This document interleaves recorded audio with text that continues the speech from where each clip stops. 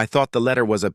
joke at first because it claimed I owed $250,000 in HOA fines for violations on land I'd barely touched, and when I read it again, I realized they were dead. Serious listing grass height, unauthorized structures road usage, and environmental damage, and that's when I laughed because the land they were fining me for was part of a massive tract I inherited from my grandfather, quiet acreage that wrapped completely around an HOA neighborhood that had always acted like it owned the world, and instead of calling them, I went straight to the county records and pulled the original deeds, plats, and easements. And that's when the truth jumped off the page, because every single house in that HOA sat on land my family never sold, only leased decades ago under a long-term development agreement with very specific conditions that the HOA had violated repeatedly, including unauthorized fines, obstruction of access, and false enforcement. And while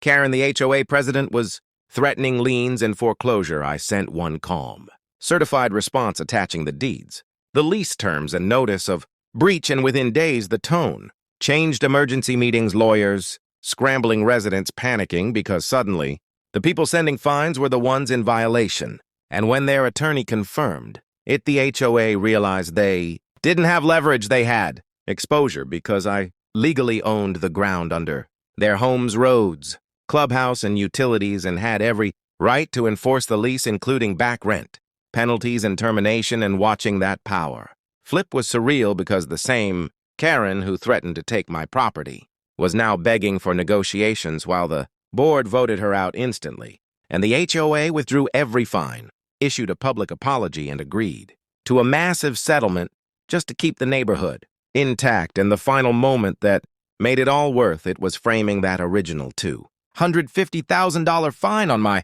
wall as a reminder that loud authority means nothing without real ownership. And if you love watching overreaching HOAs get absolutely dismantled by paperwork, patience, and legal truth, then make sure you subscribe to this channel right now, because your support brings more powerful, satisfying HOA revenge stories straight to you every single day.